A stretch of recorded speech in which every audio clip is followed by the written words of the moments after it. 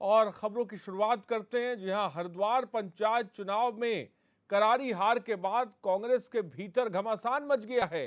पूर्व नेता प्रतिपक्ष और पार्टी के पूर्व प्रदेश अध्यक्ष प्रीतम सिंह ने हार का ठीकरा सीधे प्रदेश प्रभारी देवेंद्र यादव के सिर पर फोड़ दिया। प्रीतम ने तीखे शब्दों में आरोप लगाया कि प्रदेश प्रभारी पूरे पंचायत चुनाव के दौरान आखिर गायब रहे।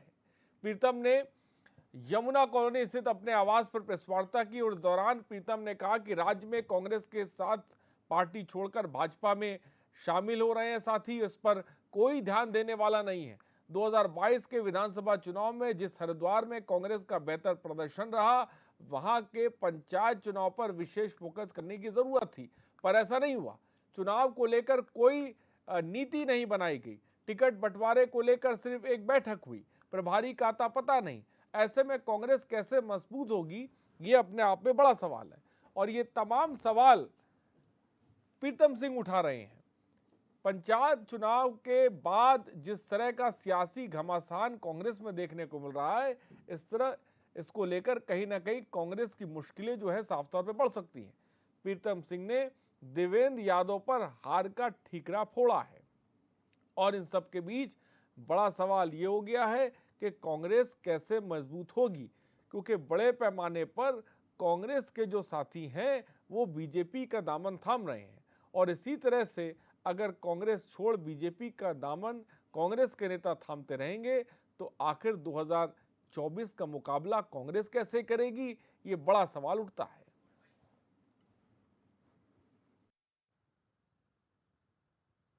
हरिद्वार के अंदर पंचायत चुनाव थे, उन पंचायत चुनाव को किस तरीके से हम लड़ेंगे, कोई उस पर ना तो नीति बनी, ना कोई उस पर कार्य हुआ। प्रभारी का कोई अता पता नहीं।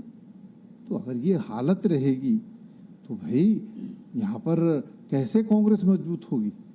कि राजनीति में हार जीत एक सिक्के के दो पहलू है। चुनाव हुए, कांग्रेस पराजित हुई।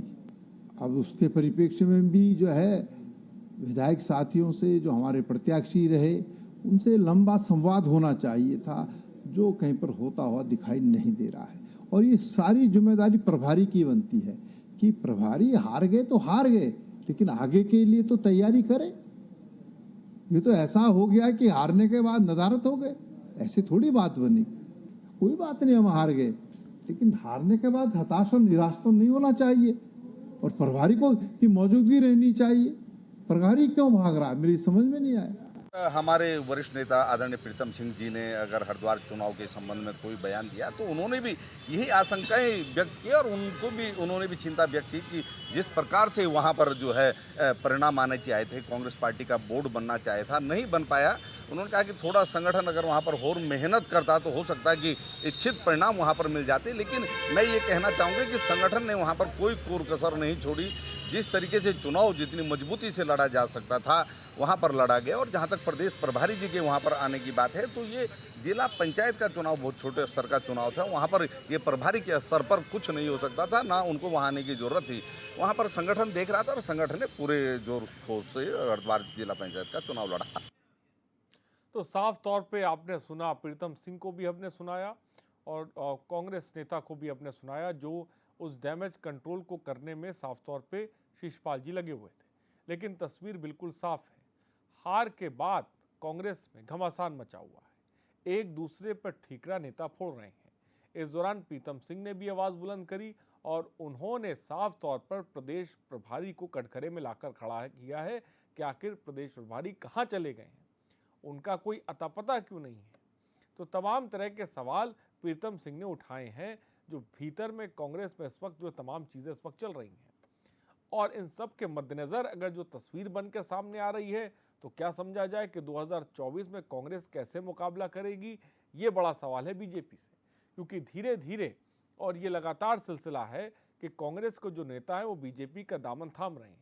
क्या ये मान लिया जाए, समझ लिया जाए कि कांग्रेस के जो नेता हैं, जो उनसे जुड़े हुए उनके साथी हैं, वो कांग्रेस में अपना भविष्य नहीं देख पा रहे हैं, लिहाजा वो बीजेपी का दामन थाम रहे हैं? तो कई ऐसे सवाल हैं। और इन सब के बीच मौजूदा वक्त में जो हरिद्वार में हमने तस्वीर देखी, जो पंचायत चुनाव हुए, उसमें कांग्रेस का जो परफॉर्मेंस रहा वो भी सवालों के घेरे में। एक तरफ बीजेपी है जहां पर हमने देखा कि बड़े बड़े चेहरे पंचायत चुनाव में नजर आए और जहां पर उन्होंने प्रत्याशियों के लिए वोट भी मांगे, वहीं दूसरी तरफ कांग्रेस का कोई बड़ा चेहरा छोटे चुनाव में नजर नहीं आया। और इन सब के बीच पंचायत चुनाव को लेकर और पंचायत चुनाव में जो परफॉर्मेंस रही उसमें प्रीतम सिंह जो बात कह रहे हैं वो कहीं ना कहीं कांग्रेस को जो नेता उनका मनोबल भी तोड़ने वाला है। देवेंद्र यादव पर हार का ठीकरा फोड़ा है और साफ तौर पर कटघरे में लाकर खड़ा किया है। उन्होंने कहा कि ना कोई नीति थी, ना कोई रणनीति थी, ना कोई बैठक थी, आखिर जीत कैसे होती। भाई हार और जीत एक सिक्के के दो पहलू होते हैं, लेकिन अगर हम हार भी जाएं तो हमें हार मान के बैठना नहीं है। इसी में बहुत बड़ी बात छुपी है कि कांग्रेस के नेताओं ने मानसिक तौर पे हार मान के बैठ गए हैं, लिहाजा जो परफॉर्मेंस है वो देखने को नहीं मिल रही है। रैलियों की बात कर ली जाए या प्रदर्शनों की बात कर ली जाए, वो इतर अपनी जगह। और सचिन गुप्ता बीजेपी प्रवक्ता इस खबर पर अधिक जानकारी के साथ जुड़ गए हैं। सचिन जी, मौजूदा वक्त में हमने सुना कांग्रेस नेता प्रीतम सिंह ने अपनी ही पार्टी पर कई तरह के सवाल उठाए हैं, कटघरे में लाकर किया, खासकर पंचायत चुनाव में जो कांग्रेस का प्रदर्शन रहा। बीजेपी किस तरह से देखती है? देखिए, कांग्रेस एक डूबता हुआ जहाज है और कांग्रेस के राष्ट्रीय स्तर के नेताओं से लेकर बूथ स्तर तक का जो नेतृत्व है वो दिशाहीन है। और वर्तमान में चाहे वो इलेक्शन की बात हो या प्रदेश के जो पंचायत चुनाव की बात हो या प्रदेश चुनाव की बात है, कोई भी इनका वरिष्ठ नेता जो है आगे आने को तैयार नहीं है, क्योंकि ये सभी जानते हैं कि भारतीय जनता पार्टी जिस मजबूती के साथ प्रदेश के अंदर जन विकास के और जन मुद्दों को लेकर आगे बढ़ी है, उसके आगे टिकना असंभव है। इसलिए कोई भी इनका वरिष्ठ नेता जो है भारतीय जनता पार्टी की रीति नीति, माननीय मुख्यमंत्री पुष्कर सिंह धामी जी के जन विकास कल्याणकारी कार्यों के आगे जो है आना नहीं चाहते हैं। और न ही जो है ये भी जानते हैं कि अगर किसी चुनाव में इनके चाहे प्रदेश के कांग्रेस के प्रभारी हो, चाहे प्रदेश के अध्यक्ष हो, चाहे प्रदेश के कार्यकारी अध्यक्ष हो, नेता प्रतिपक्ष हो, ये कोई भी इसीलिए आगे नहीं आता है कि उसको लगता है कि ये चुनाव भी हम लोग हारने वाले हैं और कहीं ऐसा ना ये हार का जो है ठीकरा मेरे सर फूट जाए और केंद्र की नजर में ये चढ़ जाए और शायद इनको जो पद मिले हैं फिलहाल उस पद से भी नहीं हाथ सचिन गुप्ता जी, कांग्रेस का ये भी कहना है कि बीजेपी धन बल का इस्तेमाल कर रही है, हमारे पार्टी के नेताओं को तोड़ रही है, वो धांधली कर रही है, लिहाजा वो जीत रही है। देखिए, ये तो कांग्रेस का ये सिर्फ कांग्रेस की हताशा है, क्योंकि भारतीय जनता पार्टी जिस प्रकार से प्रदेश में कार्य कर रही है, यदि निर्दलीय प्रत्याशियों द्वारा जो है अगर भारतीय जनता पार्टी में अपनी आस्था व्यक्त की गई है, उनको लगता है कि भारतीय जनता पार्टी के साथ हम आने वाले 5 साल विकास के साथ जुड़ के जो है आगे अपने क्षेत्रों में काम कर सकते हैं, विकास कर सकते हैं, तो उन्होंने भारतीय जनता पार्टी का दामन थामा है। नरेंद्र मोदी जी की जन कल्याणकारी नीतियों को इससे प्रभावित होकर भारतीय जनता पार्टी में आए हैं। भारतीय जनता पार्टी जोड़ तोड़ की राजनीति में विश्वास नहीं करती है और भारतीय जनता पार्टी जोड़ तोड़ की राजनीति में विश्वास नहीं करती। सचिन गुप्ता जी, मैं चाहूंगा आप हमारे साथ बने रहिए। कांग्रेस प्रवक्ता संदीप चमोली जी भी इस वक्त हमारे साथ जुड़ गए। संदीप चमोली जी, मौजूदा वक्त में प्रीतम सिंह ने जो बयान दिया और खासकर प्रदेश प्रभारी को जिस तरह से घेरा है और जिस तरह से हार का ठीकरा फोड़ा है, इसको हम किस तरह से देखें? संदीप जी, तो मुझे लग रहा है कि संदीप जी से हमारा संपर्क टूट गया। फिलहाल बीजेपी प्रवक्ता इस वक्त हमारे साथ जुड़े हुए हैं, अपनी बात को पूरा करें। सचिन जी, सचिन जी, क्या मेरी आवाज आप तक पहुंच रही है? तो साफ तौर पर शायद मुझे लग रहा है कि संपर्क टूट गया। फिलहाल सचिन गुप्ता जो बीजेपी प्रवक्ता है वो साफ तौर पर हमारे साथ जुड़े हुए थे और तमाम बातें जिसे कह सकते हैं वो कह रहे थे कि भाई कांग्रेस के संगठन की बात कर रहे थे। लेकिन संदीप चमोली जी, कांग्रेस प्रवक्ता, इस वक्त हमारे साथ जुड़ गए हैं। संदीप चमोली जी, प्रीतम सिंह के बयान को किस तरह से देखें हम? आपने स्पष्ट रूप से देखा किस प्रकार लोकतंत्र की हत्या हरिद्वार चुनाव में की गई, किस प्रकार भाजपा के द्वारा सरकार सत्ता धन बल का प्रयोग करके शासन प्रशासन को अपने हाथों में नचाकर पुलिस की सहायता से किस प्रकार चुनाव जीता गया। और चुनाव अब जीतने के बाद कोई जादुई आंकड़ा तो इनके द्वारा छुआ नहीं गया। उसके बाद अब ये लोग पैसे के दम पर जो जीते हुए प्रत्याशियों लोकतंत्र की हत्या करके उनको खरीदने का काम कर रहे हैं। भविष्य में भाजपा के लिए इस प्रदेश के लिए भाजपा की नीति बहुत ही घातक साबित होने वाली है। संदीप जी, आप प्रीतम सिंह तो ये कह रहे हैं कि प्रदेश प्रभारी आखिर कहाँ चले गए? ना कोई नीति थी, ना कोई रणनीति थी, ना कोई बैठक थी। भाई हार जीत तो जो है सिक्के के दो पहलू हैं, लेकिन प्रदेश प्रभारी पर पूरा का पूरा हार का ठीकरा फोड़ दिया, उसमें बीजेपी का नाम नहीं लिया है। चुनाव लड़ रहा था, जगह जगह दोबारा रिकाउंटिंग करके धोखे से प्रत्याशी को जिताने हराने का काम किया गया भाजपा के द्वारा।